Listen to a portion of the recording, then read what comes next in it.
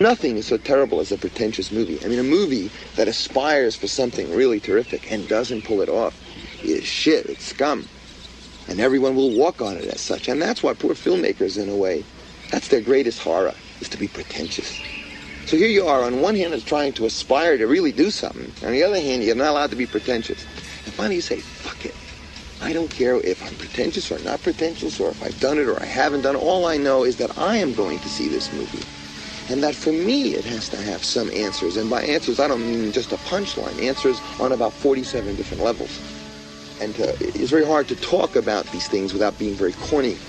You use a word like self-purgation or epiphany, they think you're either a religious weirdo or an asshole college professor. But those are the words for the process, this transmutation, this renaissance, this rebirth, which is the basis of all life.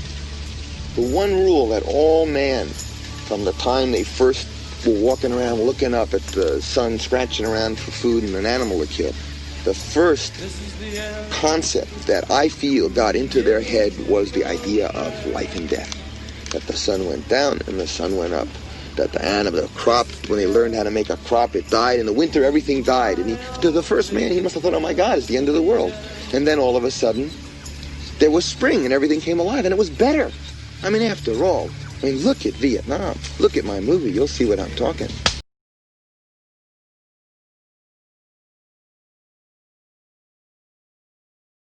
When I was 19, I read the first book outside of school for pleasure. I wasn't really a big reader, would barely pay attention in school. And I came across this one. A friend let me borrow Fahrenheit 451.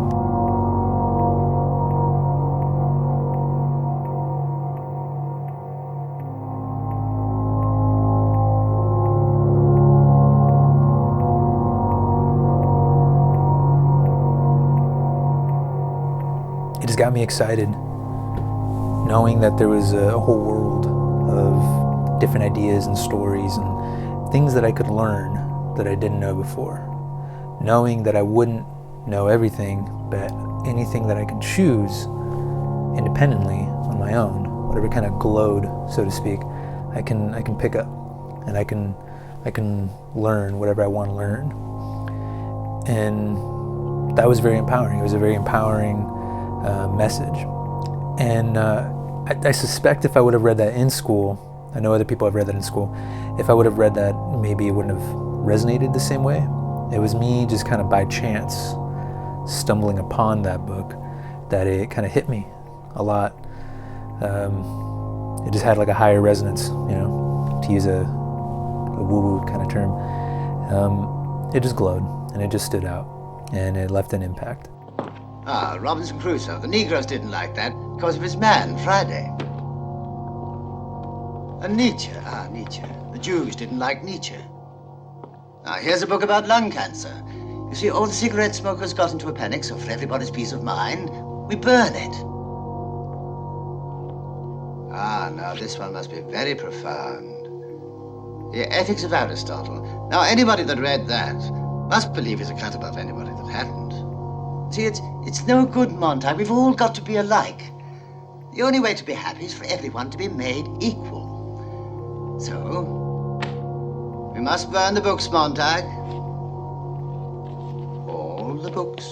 Films and songs and conversations that we have with each other do something similar, where you're kind of engaged. You kind of like lose track of time. Things go by really quickly. Things that were once difficult, once you kind of get to a sweet spot where it's still a little bit challenging, but you've mastered enough, or you're kind of in this little middle ground, and it's pretty much a flow state. And when you're here, everything kind of just makes sense. You're not caught up here, and you're kind of coming from just a real place. I don't know how else to word it. I've made the point on many occasions that the only thing you're ever going to own in your life is your work. I own my books. The farmer who farms creatively and happily is a man that knows every stalk of wheat or corn that comes up on his land, because he has tilled these fields, because he has planted the seed, because he has picked the fruit, because he has painted the barn. It doesn't sound like much, does it? But when you actually paint a house, I painted a house, a whole house once. I'd never done anything like it. It was hellish work. I hated every moment. But when I was over and stood back, it looked beautiful, and I was rather proud of myself. The house belonged to me suddenly. So we belong only by doing, and we own only by doing, and we love only by doing and knowing. And if you want an interpretation of life and love, that would be the closest thing I could come to. You can interpret what I'm trying to say any way you want, but there are things that are in your control and there are things that are out of your control. And what you can control, you should work extremely hard. You can choose what you want to do with your time and how you are choosing to invest your time and your energy, your emotions, your pretty much what are you gonna, you only have so much time and you only have so much vitality. For instance, in the morning, I have the most energy. Midday, I'm okay. By the end of the day, I could still do things, but as far as like mental tasks, like reading like a dense book or anything like that, it's not gonna happen. It's not gonna happen. I can still manage creative tasks, but as far as like studying things that I don't want to do on my own, I'm not gonna do it. Same with working out. Like, I'm not gonna work out at night. I can't do that. Some people are the opposite. You know, it's like the only time they can write, it's the only time they can work out. But these things are true to you. You kind of know yourself better than anyone else, obviously, right? Obviously. So when you kind of stray away from that and you invest too much energy in things that you can't control, things that are not you, you can't control other people. You know, you can influence and you can elaborate, and this is something you can invest a lot of time into. You can choose how to communicate your messages, how to elaborate an idea, and share your perspective. And the most important one that no one's fucking doing right now is listening. You can listen to another person and not make an assumption on their inner life, assuming that their inner life is less rich than yours.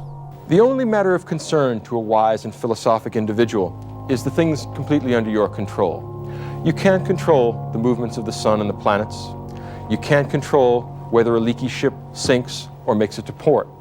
You can't control the weather. You can't control other people. You can't control the society around you. There's only one thing and one thing only that you are in control of, and that is you.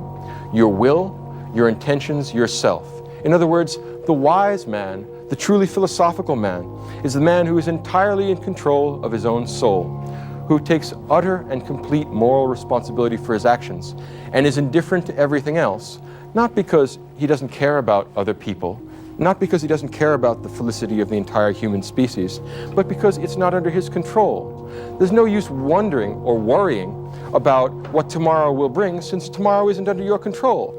Do what's right today and let tomorrow take care of itself. To always think in a grander scheme. Here from darkness to darkness and the brief stir in between, what are you gonna do with your time?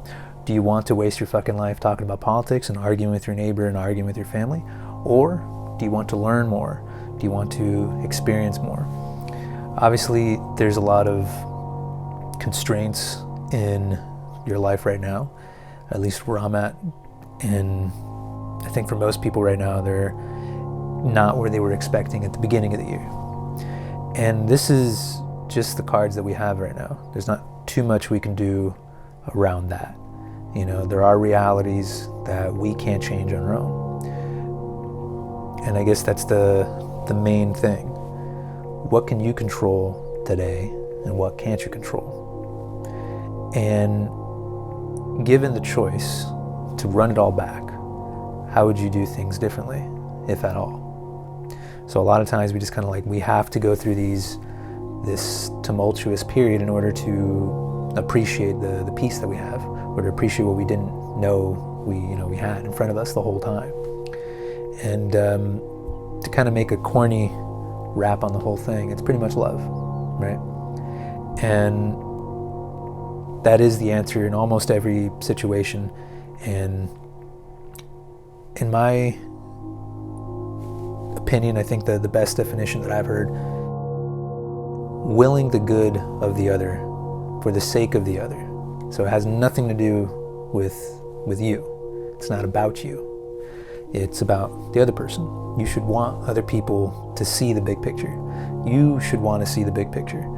And it should be kind of like this beautiful thing where it's like, hey, look, we're all doing this thing.